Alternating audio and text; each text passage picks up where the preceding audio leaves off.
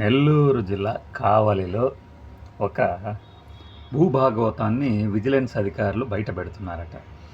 అందులో సహజంగానే అధికార పార్టీ నేతలు కాకుండా ప్రతిపక్ష పార్టీకి సంబంధించినటువంటి గతంలో కీలకంగా వ్యవహరించిన వ్యక్తులు, అంటే కాకాని గోవర్ధన్ రెడ్డి పేరు ఏదన్నా ఉంటుందేమో కానీ, ఇప్పుడు కలకలం రేపుతున్నది ఏమిటయ్యా అంటే, అప్పటిలో ఒక చక్రం తిప్పారట ఆయన, ఇప్పుడు తేదేపా పంచన చేరారట.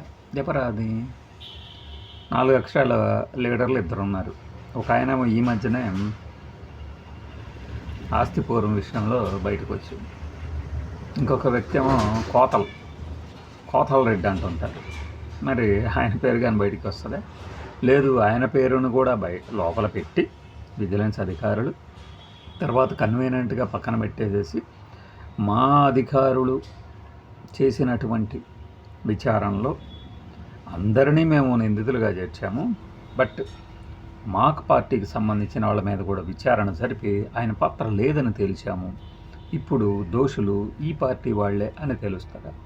700 కోట్ల రూపాయల విలువైన ల్యాండ్ కబ్జా చేస్తున్నారు, నీటి కుంటలను ఆక్రమించి అనేది వస్తున్నటువంటి ఆరోపణలు. మరి నెల్లూరు జిల్లాలో ఆర్టిస్టులు ఎవరెవరి పేర్లు బయటికి రాబోతున్నాయి?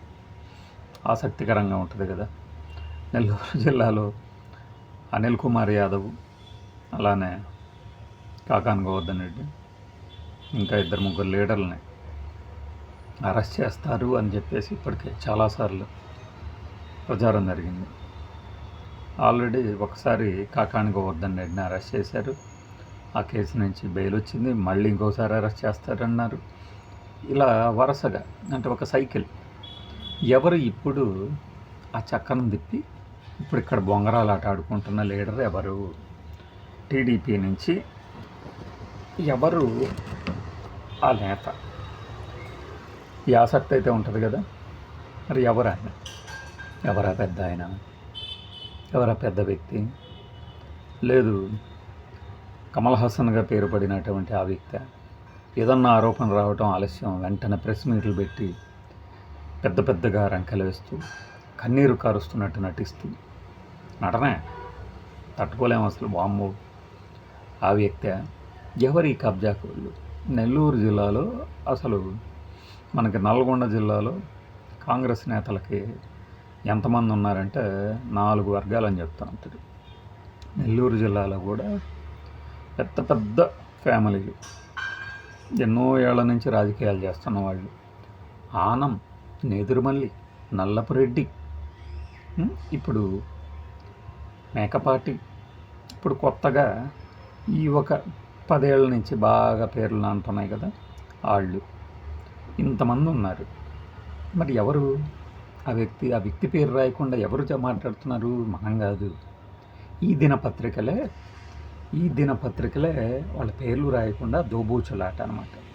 అంటే విజిలెన్స్ వాళ్ళు చాలా పకడ్బందీగా వాళ్ళ పేర్లు డాక్యుమెంట్ రైటర్ల నుంచి, అంటే బినామీ పేర్లతో రిజిస్ట్రేషన్లు చేయించినా సరే డాక్యుమెంట్ రైటర్లకి అసలు వాళ్ళ వెనకవరు ఉంది తెలుసు కాబట్టి వాళ్ళని పట్టుకొని వాళ్ళ ద్వారా కీలకమైన సమాచారం సేకరించారు అట అని ఈ దినపత్రిక రాసింది.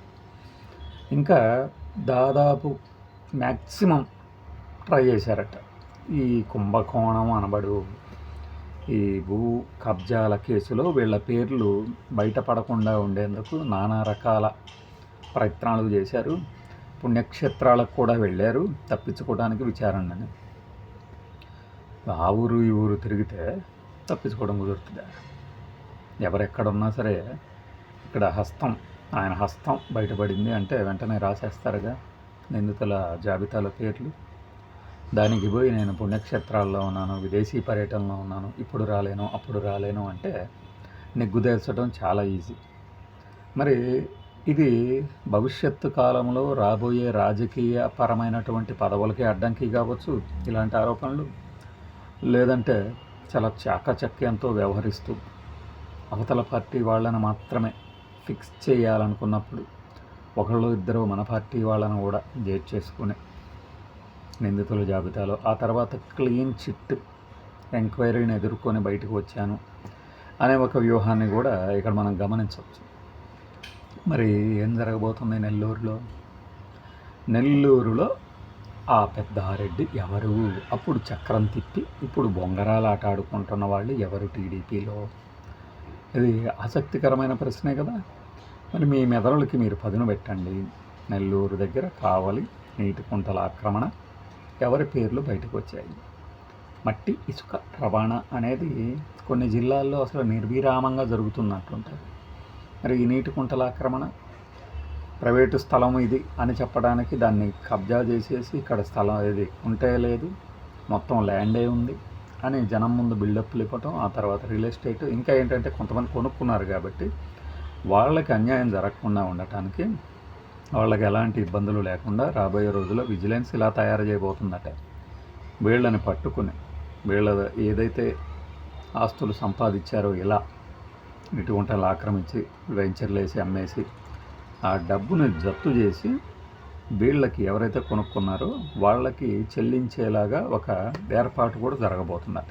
జనరల్గా ఏంటి, మనల్ని ఎవడు పెట్టుకుంటాడు, మనము బెయిల్ తెచ్చుకోవచ్చు, మనం డబ్బులు కట్టాల్సిన అవసరం లేదు అన్నట్లు కాకుండా కొన్నవాడు కెట్టుకెళ్ళకుండా కొన్నవాడికి నువ్వు ఎంత పెట్టుకున్నావో నీ డబ్బులు నీకు ఇచ్చేస్తాము, ఈ ఆక్రమణని మేము చెర నుంచి విడిపిస్తాము అనే పద్ధతిలో విజిలెన్స్ వాళ్ళు ముందుకు వెళ్తున్నారు అని ఈ దినపత్రిక రాసుకొచ్చింది.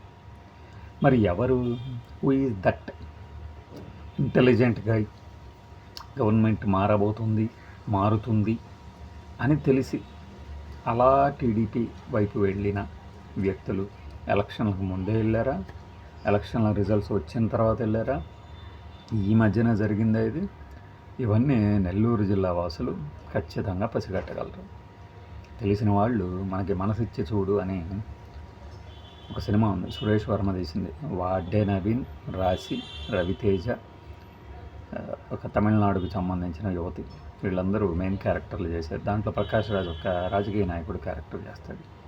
అన్నీ మమ్మల్ని ఎందుకు అడుగుతారు? తెలిసిన వాళ్ళు తెలియని వాళ్ళకి చెప్పండి, తెలియని వాళ్ళు తెలిసిన వాళ్ళని అడిగి తెలుసుకోండి, అంతే, ఇంకేముంది అని చేతులు దుప్పేసేసి వెళ్ళిపోతుంటుంది ఆ character. Typical political leader character అన్నమాట.